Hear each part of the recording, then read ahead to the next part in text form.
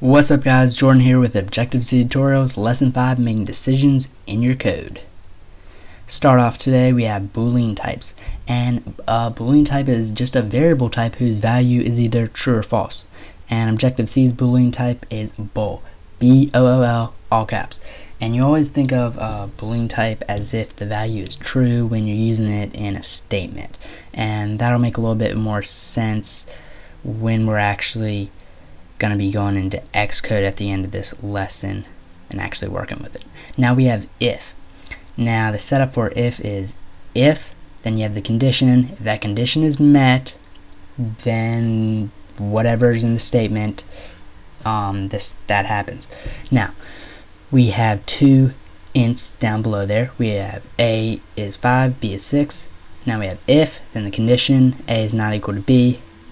If that's met, then display the NS log A is not equal to B. Since that condition is met there, A is not equal to B is displayed. Now you also have another setup. You can have the basic if condition statement, and then you can actually put else and then another statement. So if that first condition is not met, you can have else and then it displays something else. So up above we would have else, then A, and then in an NS log A is equal to B.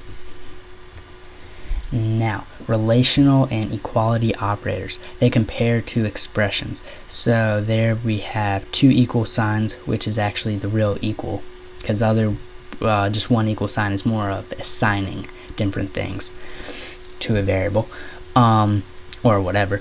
And then we have the exclamation equal, which is not equal to. Then we have greater than, less than, greater than or equal to, less than equal to. And those last four you should be familiar with from like pre-algebra and stuff. Now we have the logical operators, and they compare the results of two comparisons, not of two expressions. So we have the exclamation mark, which is the logical not, and that is actually an exception to the rule because that evaluates a single expression and returns the opposite Boolean value. Now the last two do follow the rule above. You have the two and signs, which is logical and, that evaluates two expressions and returns yes when both expressions result in yes or are true, because it is and, so both have to be true. And then you have the double line, which is logical or, and it evaluates two expressions and returns yes when either one or both expressions result in yes, because it's or, so it's either or. Now we have conditional operator, and this is actually the last operator for this lesson.